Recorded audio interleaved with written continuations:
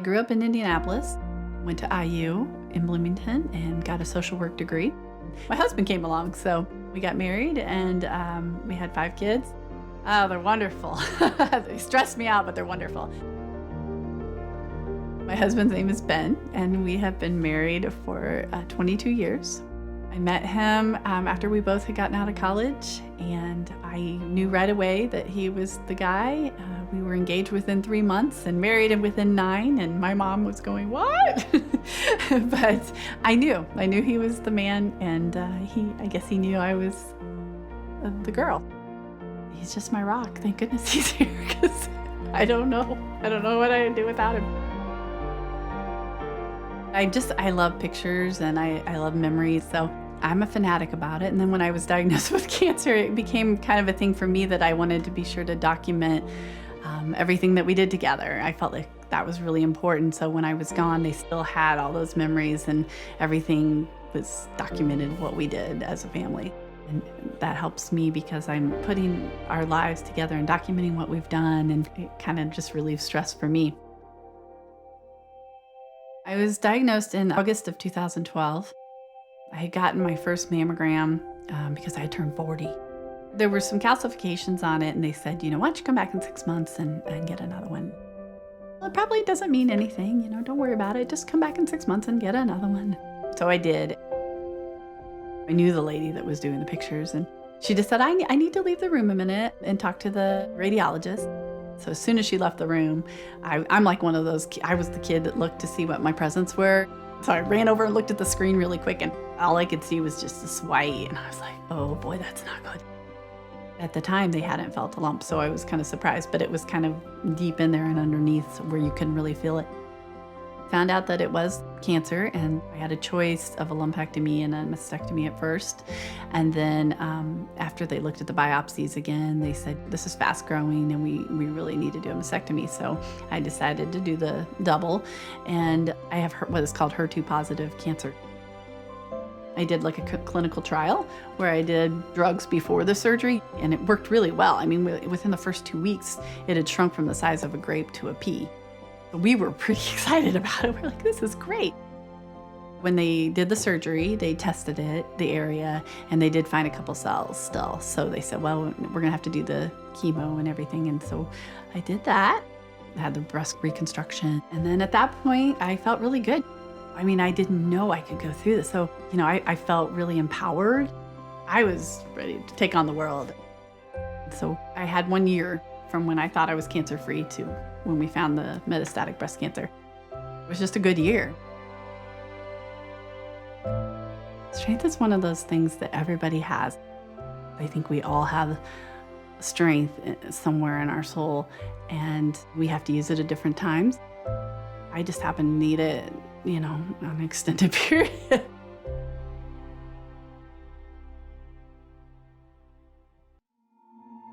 I had no idea what metastatic breast cancer was. I knew that there was always this chance that the cancer could come back again in 5 years, and if you got past the 5 years, you were in pretty good shape. But I thought that meant in your breast or around it. I didn't really have any idea what that meant. My doctor explained metastatic meant that it had moved to an organ or your bones. It was just such a shock.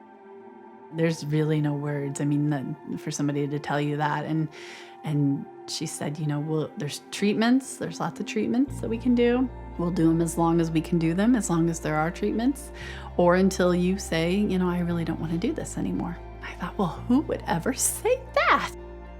She said, on average, women are living 3 years. 3 years? What? It was horrible, a horrible, horrible feeling. And then she was reassuring, she kept saying, well, remember, the numbers are skewed. She said, there's lots of women live 10, 15 years. So that first 6 months for me was really, really hard to grasp what was really going on. I felt like I needed to do everything in 3 years. Like everything that I had left to do in my life, I needed to do in 3 years. And that's kind of how I started living, and it was very overwhelming. Then I learned about Living Beyond Breast Cancer in Philadelphia. They had a metastatic breast cancer conference. I asked my husband, I said, should I go? And he said, yeah, you should go. It sounds really great. There's different sessions to learn about different things and meet people, because I didn't know anybody here that had metastatic breast cancer. It was really amazing to meet these women, and just all of a sudden I felt so empowered. They taught us how to be advocates in our communities through legislature, through blogs, through so many different means. And I learned so much about metastatic breast cancer that I didn't know. I didn't know that 110 women were dying every day of metastatic breast cancer in this country. And I came home really a new person, just ready to, okay, let's do this. Finding ways to cope are hard. There's no manual that comes with metastatic breast cancer. If you told me that I would write a blog someday, I would have said, no, probably not. When I originally started writing it, Lydia was 8, and I thought she was too young and she wouldn't remember the experience. So that's why I wrote the blog, so that she could go back to it and kind of see what we went through and what it was like, or what I felt like. And then it became even more important once I was diagnosed with metastatic, because suddenly this was such an overwhelming thing for everyone, for the community, for my friends and family. It's an easy way to let everybody know how things are going and what's going on. Essentially, you have a timeline that's been handed to you, and it doesn't have real numbers on it, and you know that you only have so long. That is the most difficult thing to do, because you want to just live an everyday normal life, but then you can't, because this is always on your mind. It's the last thing I think about before I go to sleep, and it's the first thing I think about when I wake up every day. And it just never goes away. I don't think you can measure how much strength somebody has versus somebody else, but I think that everybody has that strength, and I think everybody can get through it, because you have to.